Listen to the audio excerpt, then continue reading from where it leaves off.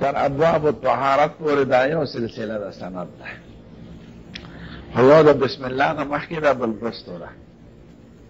عربي نسخو کې د بسم الله نه د وروستو لیکلې ده، دا مخکې نشته. او دا چونکې هندوستاني چاپونه دي دې ملک کې چاپ شوي دي، نو د هندوستان په دې نسخو کې دا مخکې سندم ذکر دی. یو زما سند د مولانا احمد علي پورې، یو د مولانا احمد علي صاحب د سند بسم الله پورې، بسم الله نه تر ابواب الطهارت پورې. دا سندونه یو دي، یعنی یو مذکور دی، یو درته زه بیا د ترمذي مولا سند یې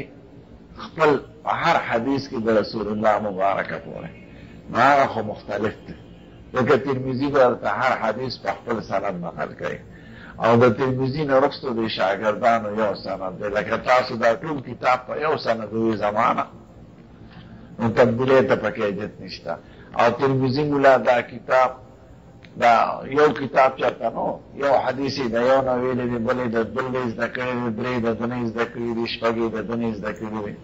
نو دا هر حدیث جدا جدا سند بیا غیر راجمع کړي دي په یو کتاب کې.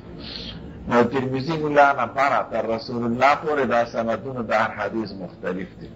او ترمذي نه دا لاندې سندونه یو دي، ځکه په یو سند نقل کتاب. نو ما دا کتاب د چا نه ویلی؟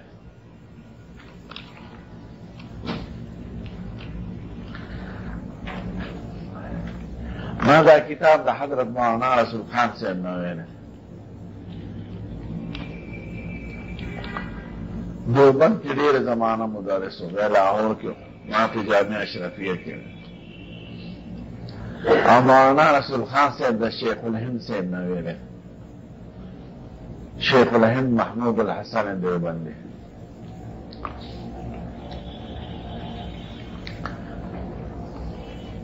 مولانا رسول خان صاحب غالباً سن 1973 کے وفات 91 ہجری کی، اور شیخ الہند سن 26 کے وفات. شیخ الہند د پنځو استادانو نه ویلي دی، یو پکې مولانا احمد علي دی. نو زما د مولانا احمد علي صاحب په منځ کې دوه واسطې شوې، اول مولانا رسول خان صاحب، دویم شیخ الهند صاحب. شیخ الهند د مولانا احمد علي شاګرد، شیخ الهند د پنځو کسانو نه ویلی.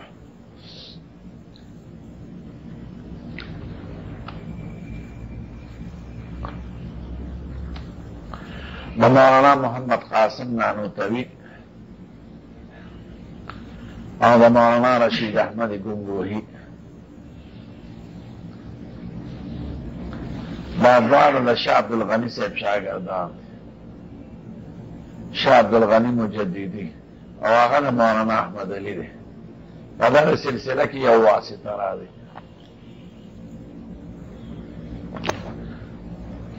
او دویم شیخ الهند مولانا احمد علي صاحب نه ویلی دی، د احمد علي سهارنپوري. او د مولانا محمد مظهر نانوتوي، ما چا چې سهارنپور کې مدرسه جوړه کړه. او د مولانا عبدالرحمن پانی پتی، عبدالرحمن پانی پتی،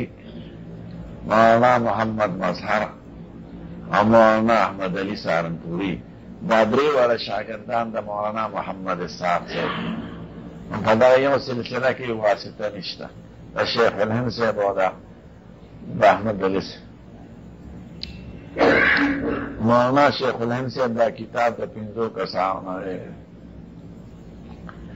په دوه په واسطه د محمد بقي منځ کې واسطه، او د درو برای راست محمد اسحاق صاحب شاګردان. نو دا موجوده نسخه چې کومه ده د مولانا احمد علي صاحب او زما په منځ کې دوه واسطې دي. نو زه ورته دا ویلی شم قرأت هذا الكتاب سماعا وقراءة من شيخي مولانا رسول خان الحضاري رحمه الله تعالى. قال حصلت لي الإجازة والقراءة والسماع هذا الشيخ الأبجل والمجاهد الأعظم وبطل الحرية شيخ الهند محمود الحسن الديوبندي. شيخ الهند مولانا احمد علی صاحب نومه.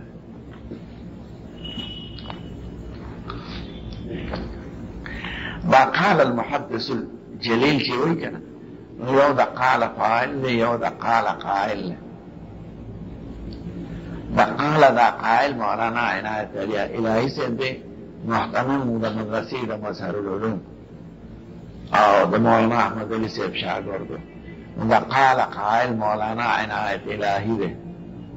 محتمم دا مدرسی مظهر العلوم بسہارنپور کی. او فاعل اسم تے فاعل دا ورپسی المحدث الجلیل. عنایت الہی صاحب بھائی زما استاذ مبارک احمد علی صاحب دا ویلی دی. دا قال قائل او دا قال فاعل. دا قال قائل عنایت الہی دلتا ندی لکنے او فاعل سوچ وقال مولانا عنایت ما تقول کر مولانا احمد علی صاحب و زمان میں اس کی دو واسطی دی فقط او دا چک سند. قال المحدث الجلیل دا ہندوستانیان عربی دیر فصیح نی دا گلاتی شان عربی دا یعنی آغا اسلوب ندے چکم دا عرب اسلوب ہندوستانی دا. قال المحدث الجلیل یو محدث جلیل دا ویلی دی والشیخ النبیل او وی شیخ نبیل اکثر داتی پر صفت کے رازی غد دلتے دین دا عالم پر صفت کے ذکر کرو تو معنی دلویل دا مطلب دا کہتا لیکنی با محاورہ عربی جداوی او لغوی جداوی نو صرف لغت تکتی لیکنی محاورہ کے سندانا ہوئی. الحافظ حافظ احمد علی السہارنپوری. مولانا احمد علی سے دمر لوی شخصیت تے یہ بخاری باندې دا حاشیہ بھی لکھنے دا دتا صاحب الحاشیت علی البخاری وی. دا بخاری دا حاشیہ دا دیر شروعنا مستغنی کن دا ذکر دا دیر شرح خلاصے لکھنے دا مسئلہ خیر الجاری کی دا بعینی کی دا غین راجمہ کرنے دا بخاری دا حاشیہ خامخار دو رہے ذکر دیر علماء دا دی صفت کئی صاحب الحاشیت علی البخاری. یو مولانا احمد علی سے دا قرآن شریف تفسیر دیکھنا وہ اس تیر شروع لاہور کی او دا مخکنے دا شیخ احمد علی سہارنپوری محدث سہارنپور خار دے پہ ہندوستان کے زوال لطلے ادا مدرسہ میں بھی دلے.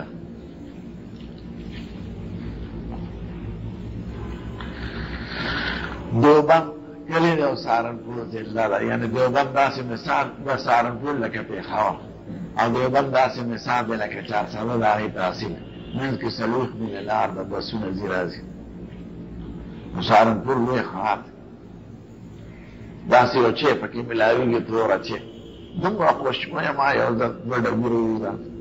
کہ آگا بھی اصول پانت اچھے ذکرم جی طالبان دا چے واشقا تو سہارنپور تلا رہے نو سہارنپور خوشموی اچھے چندہ پانے پاک نور سرگدی کی نو خوشمویش اور کہ خالص تا قواچو دا بینش اس کرے نبل بینش صنعت مشہور دے خل خواب اور یہی جماعت دے پاکی عظیم ہندوستان تے چلا شے چی سالابی وینی تبیر چی خدا دا خدا مسلمانان و ملکونو ازمون دا حاکمان و دا بے خود دے دا وجن اللہ کہ خل یادگارون اوسم دے نوی مدرسہ دا پاکی زارا مدرسہ میں دنی دا نوی زارا لگزے کی دا بے نوی بار لیا جو اکڑا پاکی مولانا احمد علی صاحبو مولانا عبدالرحمن صاحبو دا بہبودی مولانا زکریا صاحبو لولو علماء پاکی درسونا کری سبق سہارنپور کی خلقی دا اور مشہور دیوبند چابا علمی تحقیق کول غستل سہارنپور کی بے داخلہ آجو چابا شہرت غستل سند بیزیاد غستل و دیوبند تبش لیکن دیوبند دیو مشہور لو اور دیوبند بے سیاست مرکز آزاد ہے اور سہارنپور عقیدی نظام طلباء علماء سر بے تعلق سهارنپور مدرسه په تحقیق په علم کې مشهوره. نو دا مولانا عنایت الهی صاحب وایي دا ما طویلی د خپل محدث جلیل شیخ نبیل حافظ احمد علی سهارنپوري انی قرات هذا الكتاب، ما تخپل استاد وی ما دا کتاب لوسته دی من اوله الى اخره، دا اولنا تر اخره پورې بلا مشارکت الغیر، بالله سره شریک نو، یعنی صرف دیو فی القرار. الدرس په شکل وکړه چانه مې ویلې دی على الشيخ المكرم المفخم، فشيخ مكرم مفخم معظم المشتهر بين الأطراف چې مشهور دي په اطرافو کې،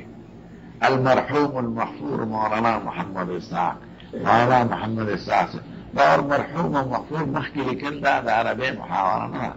داسې به لیکل محمد اسحاق غفر الله له ورحمه، نو د مخکې لیکل دا زمون د کابل عربي هغه پاکستان هندوستان. المرحوم المغفور داسې نه لیکل کېږي رحمه الله وغفر له. دیکھیے محمد اسحاق د 1322 ہجری کی وفات. مولانا محمد اسحاق سے د شاه عبدالعزیز سے د لور زوی دی ناصر لارنوم محمد افضل، شاه عبدالعزیز سے د شاه ولی الله سے مشر زوی د سره روان مدو بډیر خوشحال.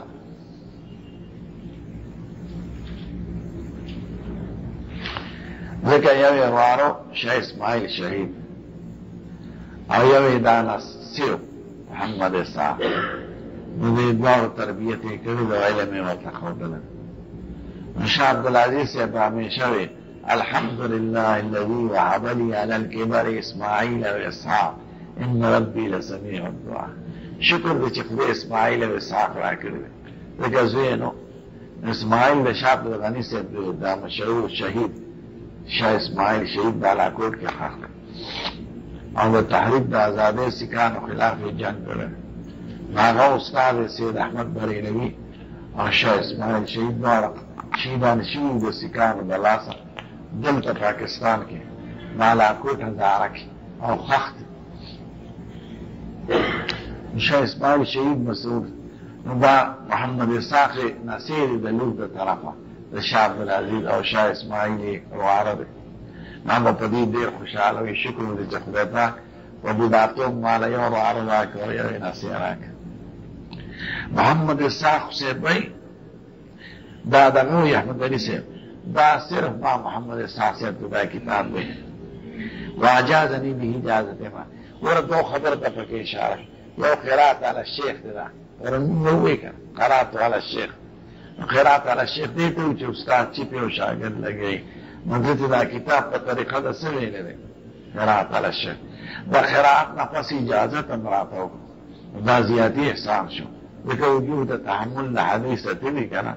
قرات علی الشیخ اجازه پکې راوي واجازني به او کله یو کتاب نه یو استاد ته د دې کتاب ته اجازه ته لکه اوس خلک چې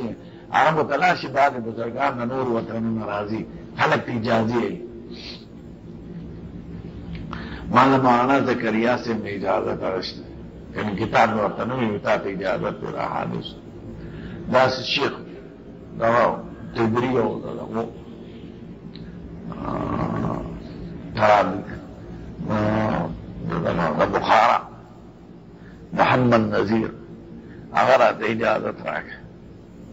الله سے علماء د مشرانو اجازت دی اگر چې کتاب ورسره نه نو دی ماته ویلم دی اجازت یې راکړه. وقال ما تخبر استاذ سيبوي حصل لي الاجازه والقراءه والسماعه دا وجود تحمل الحديث اشاره ما ته اجازه حاصل به قراءت معنی دا چې ما په استاد وي والسماعه دا سماعت لفظ عجمي عربي دا سماع پکاو ان ما دا استاد نو لري کله غویل دي نو دا سماع شو او کله ما ورته ویل دي نو دا قراءت علی الشیخ شو. دا کتاب محمد اسحاق صاحب وای ما په خپل نیکو شاه عبدالعزیز باندې ما ته اجازه ته را کړې او کله ورته ما ویل دي کله راته هغه اورول دي ما ته اجازت قرائت سماعت درې واړه حاصل لے پیږي او وجود تحمل د حدیث پرونه کوي بچا من الشيخ الأجل نظير مشهور عالمنا والحبر الأبجل بس طول عجمية أولي عالم حبر عالم تو يحبع أو الأبجل معنى الوي الذي فاق بين الأقران بالتمييز أقل عالم شيء فاقتل أمزول وسيانو كي وعقلوا مش من ليك بيرو شده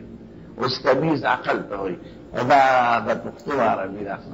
عربي كي تمييز عقل تنوي او ده معنا بساعش دانایی خيارتيا حکمت یہ تمييز ويوسن نبل تجدا كورا تو يميز فلان رب هدل تمييز معنا ده وخيارتيا عقل دانش حکمت لكن عربي ده ولاتي عربي بهندوستان عربي عن الشيخ أصوك برادو موضي يعني تمجد لهم ودا دوي عن الشيخ دا عبارة دا عربي نسوك نشتا معتبه ذكا دا خد عرب دا عجم وسند دا عرب ونرح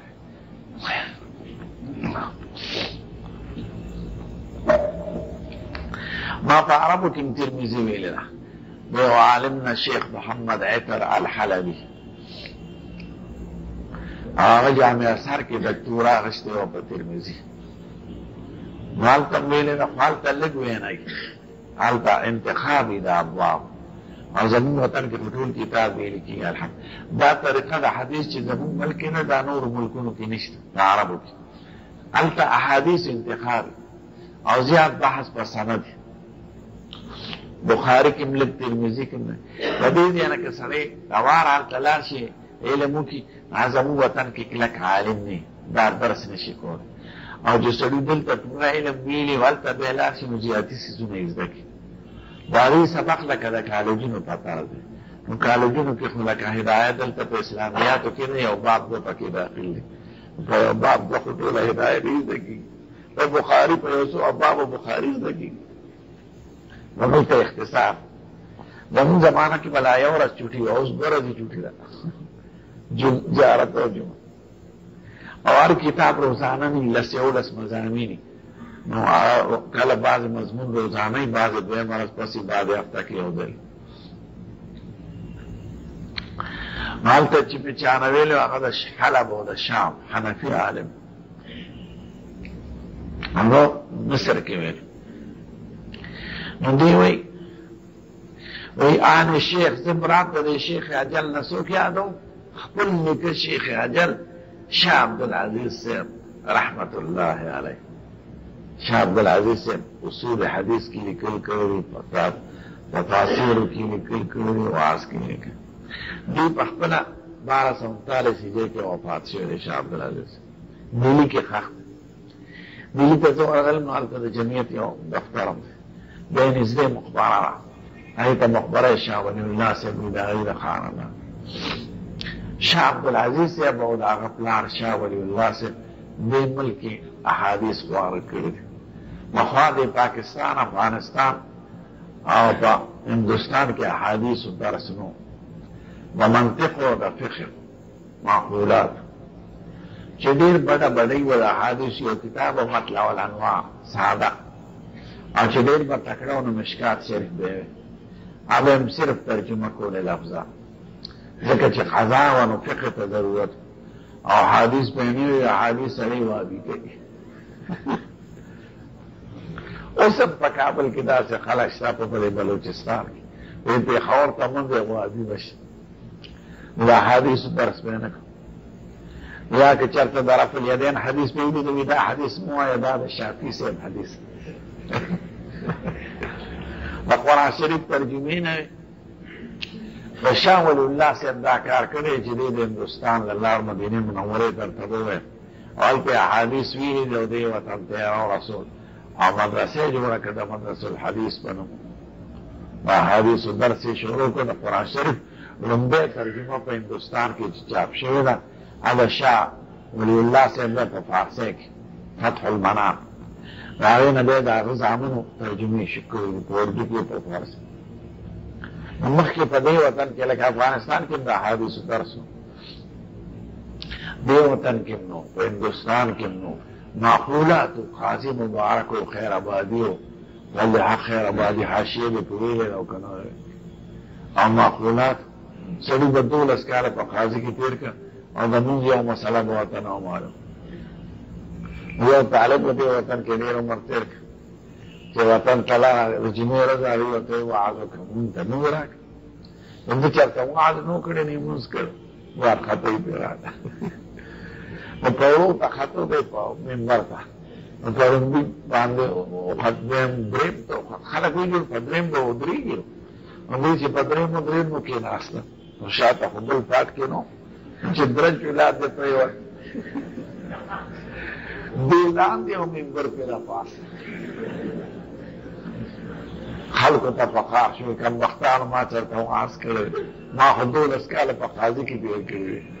عاقل خلق ورته وایي ستا د قاضي مونږ ته څه فایده ده، مونږ ته خو مونځ او دس مسلې وکړه. نو دا یوه محمله طریقه وه. پلانکي ځای کې سکندرنامه ویلې کېږي ډېره ښه شته، نو کډې په بارې دی هلته به 12 کاله تېر کړو په سکندرنامه کې، هلکه سکندرنامه کې څه عمر به یې ضایع کړم. نو احادیثو ته یې توجه نه وه. نو شاه ولی الله صاحب دې د دې خاندان احادیث په دې د دې وجه نه د احادیثو سلسلې د سره ټول شاه ولی الله ته رسېد. نو شاه عبدالعزیز صاحب نو ما دا کتاب ویلی، شاه عبدالعزیز 1201 هجري کې وفات په دهلي کې، د کرامتونو خاوند او د لوی شخصیت خاوند، دا ټول خاندانو چت د کرامت یې ته یو دوه خبرې نو خو د کرامت قایل وي.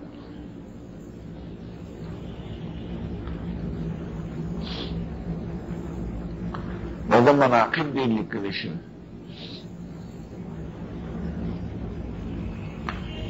یوه ورځ به یو شاګرد ورته کېناسته سبق له درسونه مو مدرسې خو نه، هلته په دهلي کې یو ځای کې عرس دا قبر دا میله سي ازبرک دروس چې خلک یو کبان پخېږي، روجې پخېږي، غوښې پخېږي. طالب ورته وایي قربان پلانکي ځای کې عرس شریف دی، زه میلې لرم. ورته وایي ښه کار نه دی، کېنه عرس څه کوې، کېناست. سبا چې بیا سبق ته کېناست، سبق اخلاص کړو، صاحب سودا مې راولاړه شوې ده، عرس لازم. هغه ورته وایي خلک مونږه منع کوو د عرس د زیارتونو، عرس نه کار نه دی، میلې پخه لا تتخذوا قبري عیدا او قبري وثنا یعبد. قبر نه خو به میله نه جوړی، دا خو کار نه، قبر خو د عبرت ځای دی، میلو ځای نه. اوس دا پیران هم داسې کوي، دا دلته موجوده ځان ته دیوبندیان هم وایي او ځان له عرسونه شریفونه په جوندونې کوي چې بیا پسته مرګ نه واپسې کېږي، بظاهره نوم ښي خو بیا وروسته د هغې نه بدعات جوړ شي. نو ورته وایي مه ځه. درې مرض په سال له بیا سبق ته کېناست، طالبان سودایان یې باندې وایي صاحب ډېره سودا مې راولاړه شوې اجازت راته وایي بس صرف فردم او ګورم خلک دغه کوي چې ډېر قسمه خلک درز هغه پېښ شو شاه عبدالعزیز صاحب چې دا ورسره ویسي وه، نو یو خط یې وله ولیکه، وایي لاړ به شي عرس له لاسه خیر دی، چې کوم ځای قبر دی د کوم خبر عرس کېږي نو هلته یې ونه را زړه غټه، هغه ونه کې به یو سړی ناست وي سپین ږیری، نو دا خط هغه له ورکړه، نو بیا عرس چې څه کوي هغه کوه. خط یې لیکلی ورکړه. او دې طالب په لاره خط کده په خط نه کېږي، ټاکري ماکري ولا که د هندوانو خطونه یې پخوا ټاکري کیرخي میرخي ولاړ چې ګوري خلک عرس کړي او یو ونه د قبر سره نږدې مال چې کوم قبر عرس او یو بوډا سړی پکې سپین ږیري ناست دی وروخت او حیران دی چې یاره دا سړی څه کوي او دا څوک دی. د نور چا ورته خیال نور چا لیده، دلی دی وقت ورخت هغه ته وایي قربان دا شاه عبدالعزیز صاحب دا خط را کړی چې هغه وکتل نو ویې خندل. نو د دې طالب د هغه خندا ته سوچ چې دی خاندي ولې هغه ودرېږه زه جواب لیکم دا والا یو جیب نه قلم راکړو جواب یې د کاغذ په شا ولیکه وی زه دا یو څه هغه چې راکوز شو دا جواب هم نه پوهېږي او عرس تېر شو بلکل هغه روجي موجي او زاړه کباب تېر شو او روان شو شاه عبدالعزیز صاحب نه راغی. شاه عبدالعزیز صاحب چې خط وکتو نو چې ویې کتو خندلې خندلې خندلې ډېرې وخندل. دا طالب ورته ویل قربان زه خو په دې راز پوه نه شم دا سړی څوک و دا تا ورته ولې ولیکل او تا هغه ولې وخندل او تا ولې وخندل.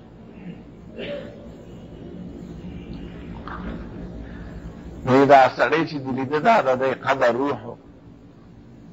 په انساني څېره کې ځکه د روح مواقینو په باره کې حافظ ابن قیم اقوال نقل کړي دي. نو کله روح ګرځي نو دا د دغه قبر د خاوند روح دا چې د چا میله وه خو په انساني څېره کې دا مرتبه وروسته بیان کړه لکه سید الکائنات ته چې خدای انبیاء کرام په اسمانونو کې ښودل دوی ته تجسد د ارواح وایي. روح کله په انساني څېره کې څرګند شي. حافظ جلال الدین سیوطي په مستقل کتاب لیکلی تنویر الحلق فی رؤیت النبی والملک وایي ما دېرش کرته حضور پاک په خپله لیدلی کنې دوی د نهمې سده تړي. نو دا روح ورته په انساني څېره کې ښکاره شي. په دې تاسو پرې پوهېږئ زه پرې نه پوهېږم دا خلکو ته حاصلېږي څوک د دغه مقام خاوند ده. نو وی ما ورته دا لیکلو چې ګوره ته دومره لوی بزرګ یې او ستا دا قبر نه خلک توافونه کوي څوک ورته سجدې کوي څوک کاڼي مږي څوک سوال کوي نو دا خلک دا بدعات او خرافات او شرکیات نه منع کوي دا مې ورته لیکلو. نو هغه ما ته په جواب کې ولیکل چې زه خو دویم جهان ته تللی عالم برزخ ته د تکلیف احکامات په ما نشته دا خو ستاسو د جمدو علماو کار دی زه خو بل جهان ته تللی او بیا راته وایي چې ته یو طالب نشي سمولی نو زه د آخره څنګه سم کړم ورځله خو چې راځي ټول زه راوځي ښځې هم سړي که یو طالب نشي سمولی ما ته وایي نو زه د آخره څنګه سم یو ماله په دې خندا راله هغه طالب توبه کوي زما د اورس نه توبه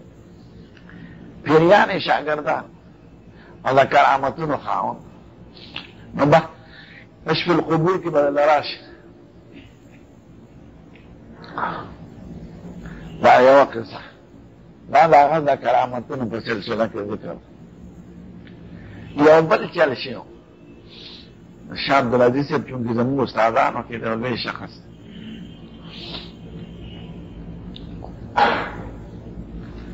یو ځل په دیلي کې د دیلي چېرته بانډه وه مهره کلی کلي کې واده شو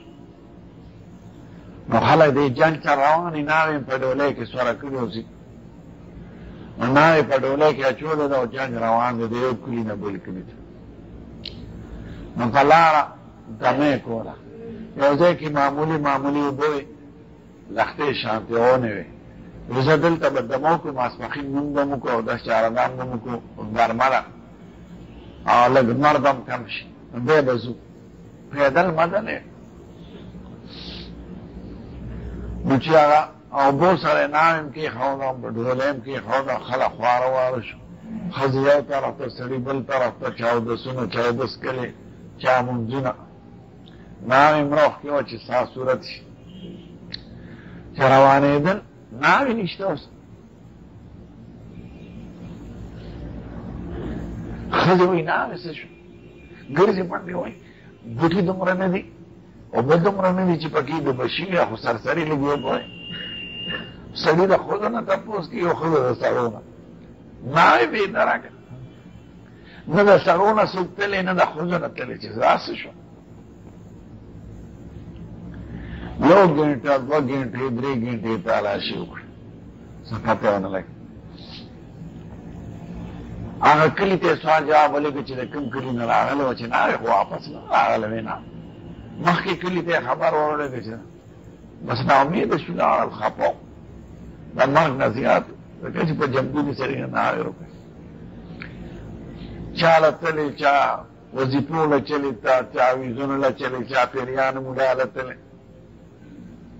هیچا څه نه شو کولی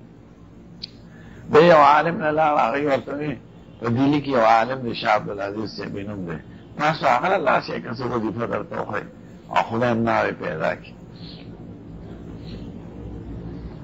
هغه سړی وایي مونږ به څه پېژنو ده والا سفارشي خط ورکړه چې ورورسېد شاه عبدالعزیز صاحب دهلي کې هغه ته وایي قربان دغه شاب قصه شوې ده ناوې رانه په لاره روکه شوه نو پته یې نه وکړي چې څه به که تا سره څه دم درودي پیریانې څه بل څه هغه یې موږ سره نشته وایي نه صاحب مونږ راغلي وو بس هغه یې هم تنګ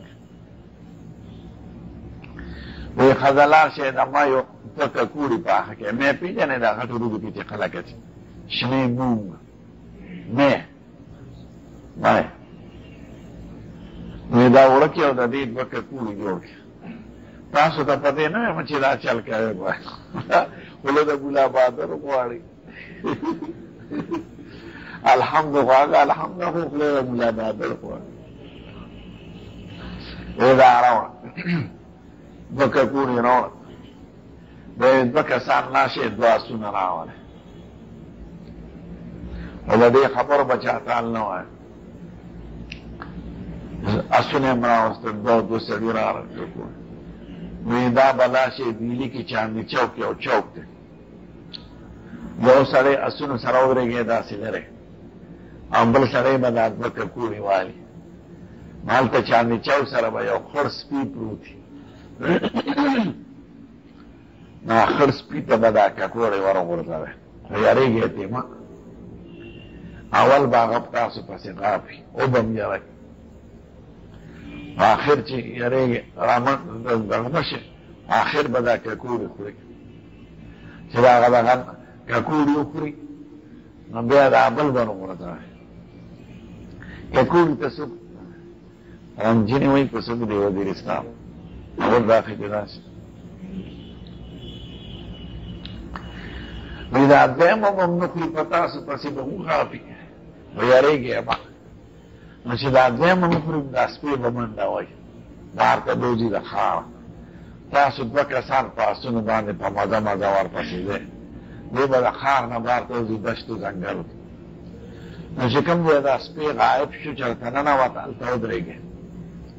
نو چې څوک درله راووته زما دا خط واخلي خط یې لیکلی دوه ککوړي یوړلو چاندني چوک کې سپی پروت دی خلک ځي راځي د چا سپي ته څه خیال نو دوی یو سړي ککوړی ورغورځ ورغورځاوه خو ورپسې ویې غپل خو دوی خو پوه نو اخر یې وخوړه بیا ورپسې بل ورغورځه بیا یې وغپل چې دا دویم یې وخوړه بس منډه یې کړه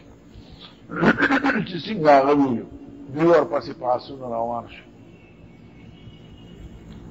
د ښار نه و دهلي نه بارچنګونې خنزیران ګرځي بزوګان ګرځي ما دا خنزیران هلته لیدلي ډېر سهار وختي په دې اودسماتو باندې لګې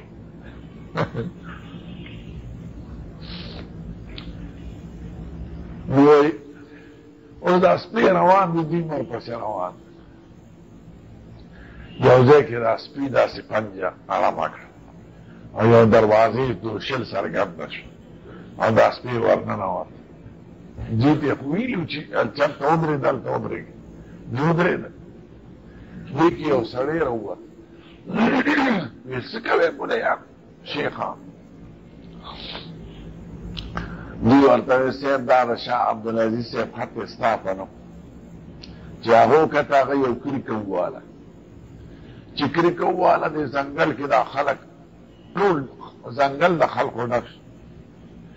ورته وایي د شاه عبدالعزیز صاحب د دوستانو ناوې روکه شوې ده په 5 منټه کې غواړم لږ ساعت تېرېده مو ناوې پیدا شو دا د پیریانو بادشاه او دا ټول یې بوزه کړل او پیریان د ده شاګردان ما سره هم دا سودا چېرته پیریان خو به تاسو کې نشته زمونږ جومات چې پیریان ډېره شوي دي د نیکه مې شاګردان او زمونږ کلی چې دی هغه مخبرۍ سره نږدې نو پیریان سبقونه وایي که نه دورې کې نحو وایي صرف وایي مسلم یادوي یاد دي پکې او زمونږ د امت دی نو خپل مدارس یې خو دومره نشته خو زمونږ مدارسو کې سبق و زمونږ جومات کې ډېره یو پیریو خو چا نه پېژانده نو ډیوې به بلېدې په ډیوو به یې سبق کړه نو ناوخته چې به شوې لکه ډیوه مړه کړه نو جیمې کې ډیوې ته تلله تاخه پورې بیا راتلل ګران و نو یو ځل یو طالب ته ویل که نمبر ستا د ډیوه مړه کړه نو د ده دا خیال دی چې خلک وبولي د لاس ته دې دی نو اوږد که هغه ډیوې ته ورسېد بل طالب ولیده هغه باندې یار راکړه شپې لرې خوب نه او سهار وخت یو طالب ته وایي بل طالب ته وایي چې د دې سړي خو بېګا دومره اوږد لاس و د کټ نه ډیوې ته ورسېد طالب چې پېښ شو چې په ما پېښ شو هغه کډه واخېسته نو ډېر طالبان پیریان نو شاه عبدالعزیز صاحب پیدا کمام ناوې حاضره شه په یو څو منټه شاه عبدالعزیز نه پس به شاه ولی الله صاحب وایي وصلی الله علیه